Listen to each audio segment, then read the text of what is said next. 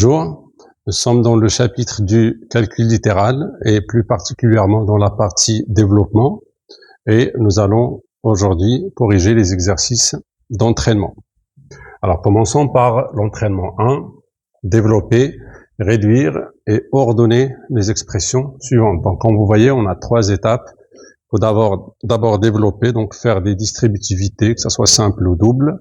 Après, réduire, ça consiste à prendre les nombres de même nature et les additionner ou les soustraire, donc les mettre ensemble, les x carrés avec les x carrés, les x avec les x, les nombres tout seuls avec les nombres tout seuls, et après ordonner, donc on met toujours les nombres avec les exposants plus grands avant, et donc on met les exposants dans un ordre décroissant.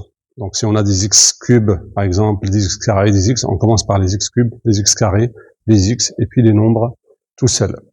Alors, première expression C, on va commencer directement. On a 2 doubles distributivités.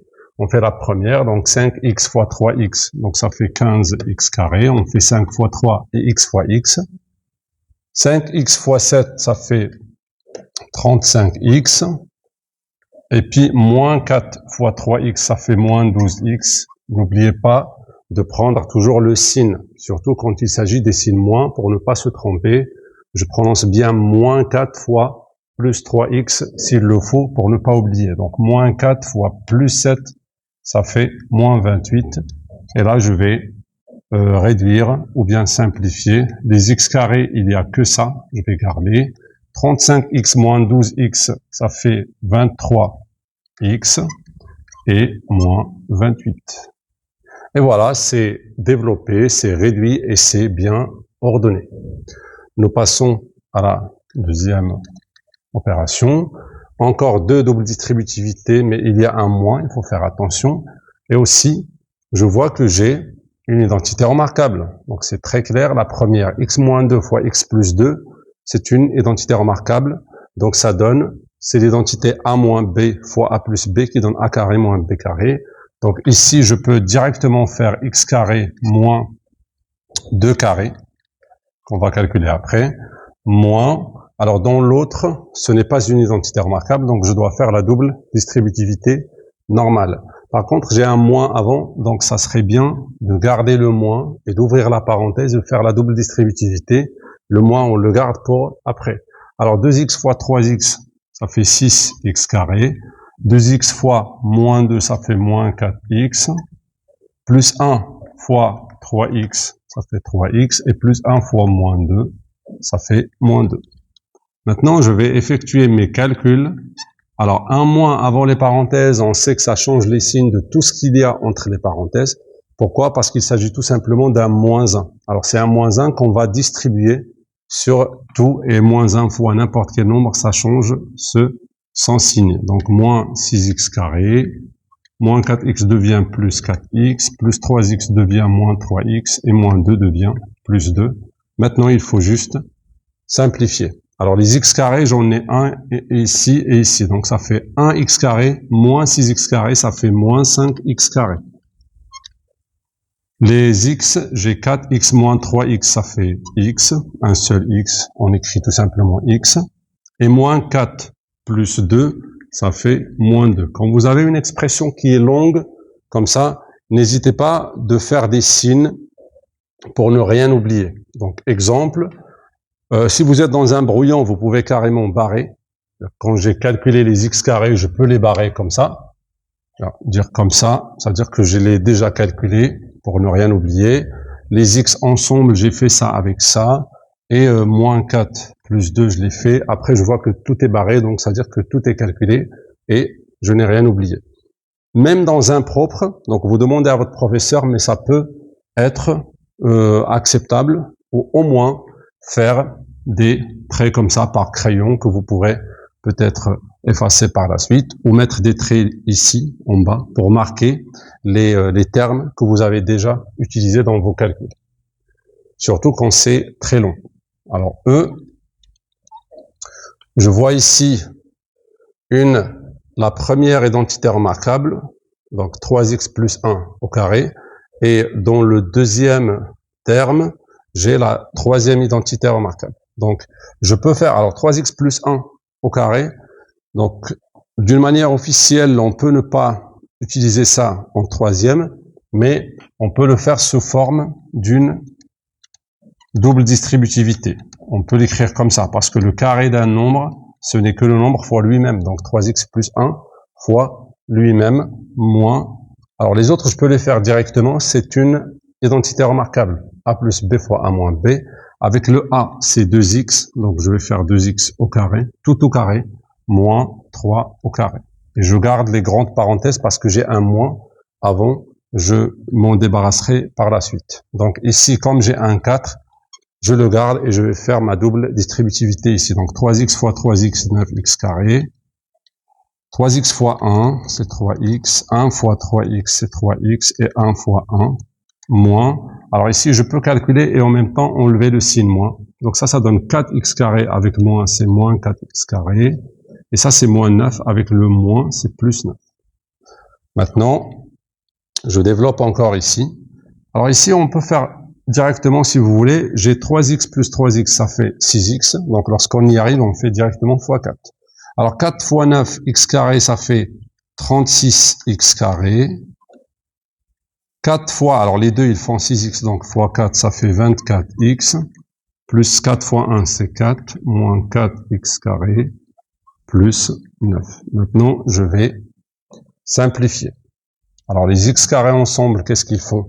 36 moins 4 x carré, ça fait 32 x carré. Pour les x, 24, bon, j'ai que ça, donc ça fait 24x. Et les nombres tout seuls, j'ai 4 plus 9, ça fait 13, et j'ai rien oublié. Et voilà, donc, pour l'entraînement 1. On passe à l'entraînement 2. Alors ici, on a des programmes de calcul. Alors, exercices avec des programmes de calcul, ce sont des exercices très classiques. Il faut savoir il faut s'entraîner à faire le maximum de ces exercices parce que ça utilise beaucoup le calcul littéral. Alors, vous avez deux programmes. On va voir ce qu'ils font, ces deux programmes. Ça consiste à choisir un nombre et effectuer quelques opérations pour arriver à un résultat. Donc, nous avons deux programmes différents. On choisit 5 comme nombre de départ. Quel résultat obtient-on avec chacun des deux programmes? Alors, avec le programme A, on va l'appeler programme A. Et on va faire la même chose avec le programme B. Alors, qu'est-ce qui se passe avec le programme A? Donc, pour bien rédiger, ça serait bien de faire les mêmes étapes que dans l'exercice. Alors, j'ai 4 étapes dans les deux. Et je vais appliquer j'ai que 2 étapes dans le B. Donc, je vais appliquer ces étapes pour le nombre 5. Alors, choisir un nombre, c'est la première étape. Alors, ils ont déjà choisi pour nous, c'est 5 dans les deux programmes. On fait d'abord le premier. Alors, lui ajouter 1, ça veut dire faire 5 plus 1 qui me donne 6. Calculer le carré de la somme obtenue, c'est-à-dire le résultat, le dernier obtenu, on va calculer son carré, donc 6 au carré qui donne 36.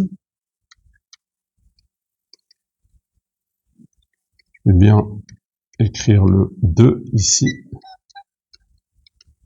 Voilà. Et puis le résultat, soustraire au résultat le carré du nombre de départ. C'est-à-dire, le résultat c'est 36.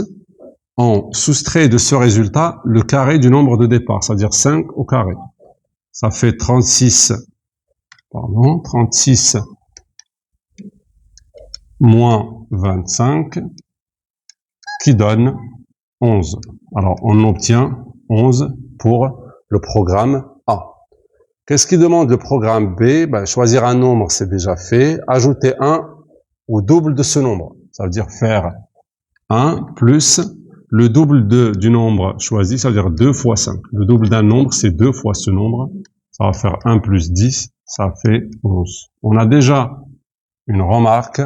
On peut comprendre où il veut arriver cet exercice. C'est peut-être pour nous dire que les deux programmes vont donner tout le temps le même résultat. Apparemment là, j'ai 11 dans les deux, mais est-ce que c'est valable pour tous les nombres ou juste pour 5? Est-ce qu'en commençant par 5, par hasard, on a eu 11, ou bien c'est pour tous les nombres? C'est ce qu'on va voir dans la question 2. Démontrer que, quel que soit le nombre choisi, les résultats obtenus sont toujours égaux. Vous voyez? Donc apparemment, c'est tout le temps, les résultats sont tout le temps égaux, pas forcément 11, mais tout le temps égaux dans les deux programmes. On doit montrer ça, donc il suffit pas de donner des exemples. C'est ce qu'on avait dit dans le cours. C'est un exemple. Tu peux donner 1 milliard d'exemples et ça reste pas valable parce que il n'y a pas que 1 milliard d'exemples, il y en a beaucoup plus. Donc, on peut pas se contenter d'exemples pour montrer qu'un résultat est juste. Par contre, le calcul littéral, c'est là où il est très important parce qu'avec une lettre, on peut montrer et généraliser un résultat. Donc, on va calculer avec les deux programmes qu'est-ce qui se passe lorsque j'ai un nombre mais quelconque. Alors, qu'est-ce que c'est qu'un nombre quelconque? C'est une lettre. On va le représenter par une lettre. On peut choisir la lettre Y. On change un peu. On va pas tout le temps choisir X, puisqu'il nous impose rien. Donc, si on choisit Y comme nombre de départ pour le programme A, alors, choisir un nombre, c'est fait. Lui ajouter 1, ça veut dire Y plus 1. Calculer le carré de la somme obtenue, ça veut dire faire Y plus 1 au carré. Et ça me donne, d'après la première identité remarquable, c'est Y carré plus 2 fois Y fois 1, ça veut dire plus 2Y plus 1. Et puis, soustraire au résultat le carré du nombre de départ. Ça veut dire ce nombre-là, qu'on vient d'obtenir à l'avant-dernière étape, on va en soustraire le carré du nombre de départ. Et donc, on va se débarrasser des Y carrés. Il reste 2Y plus 1. Alors, c'est ça le résultat obtenu pour le programme 1, ou le programme A. Pour le programme B, il est plus simple. Choisir un nombre, on va choisir Y. Ajouter 1, c'est-à-dire on va faire 1, plus quoi? Le double du nombre de départ, c'est-à-dire 1 plus 2Y. Eh bien, vous remarquez que j'ai eu le même résultat. Parce que 2Y plus 1, c'est égal à 2Y plus 1 ou 1 plus 2Y. C'est la même chose. Donc, et ça, on l'a fait quel que soit le nombre. Parce que j'ai même pas utilisé un nombre, j'ai utilisé une lettre et j'obtiens la même chose. Donc, ça se voit qu'à chaque fois, le nombre de départ, il suffit de le multiplier par 2 et d'ajouter 1. Exemple, pour 5, il suffit donc de faire 5 fois 2 plus 1 et on a 11. Et pareil dans l'autre. Donc on peut avec ça deviner ou savoir directement le résultat des deux programmes pour n'importe quelle valeur. Si je prends la valeur 20, il suffit de faire 20 fois 2 plus 1. Ça donnera 40 plus 1, c'est 41 pour les deux exemples, les deux programmes. Alors on peut généraliser en disant, alors quel que soit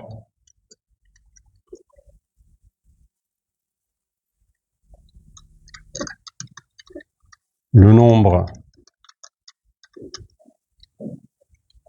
de départ,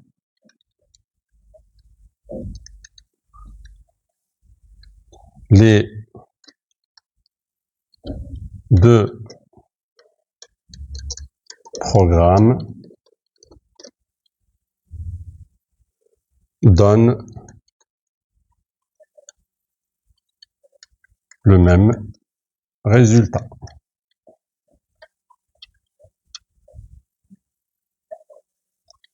Et voilà. Donc on passe à l'entraînement 3. Alors, on nous demande de développer x moins 1 au carré. Donc soit c'est une identité remarquable directement, c'est la deuxième, c'est a moins b au carré, qui donne a carré moins 2ab plus b carré, ou on va faire une double distributivité, c'est x moins 1 fois x moins 1. Et ça donne x fois x, c'est x carré. X fois moins 1, c'est moins x.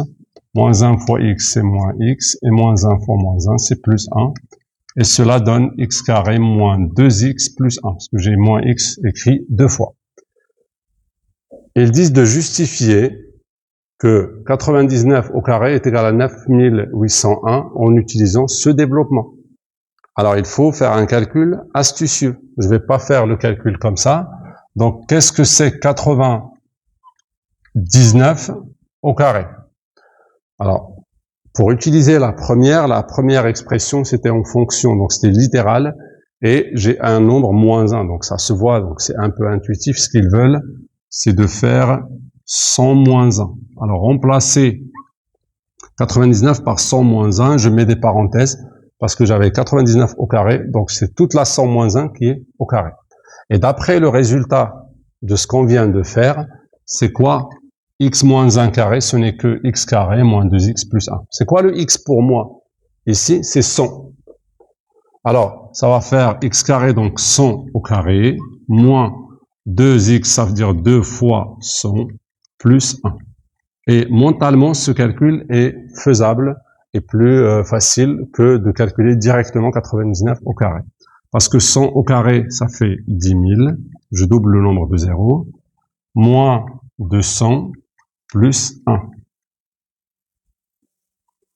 Alors, 10 000 moins 200, ça fait 9 800, plus 1, donc c'est 9 801, et c'est le résultat demandé. Alors, on va faire de même, et vous aurez plus de la deuxième question dans vos exercices. Alors, développer x moins 1 fois x plus 1, ça on le sait, hein, on n'a pas à démontrer encore une fois, c'est directement x carré moins 1 au carré. C'est la troisième identité remarquable, donc x carré moins 1. C'est a carré moins b carré, parce que j'ai a moins b fois a plus b. Alors, on va utiliser ça pour calculer 99 fois 101.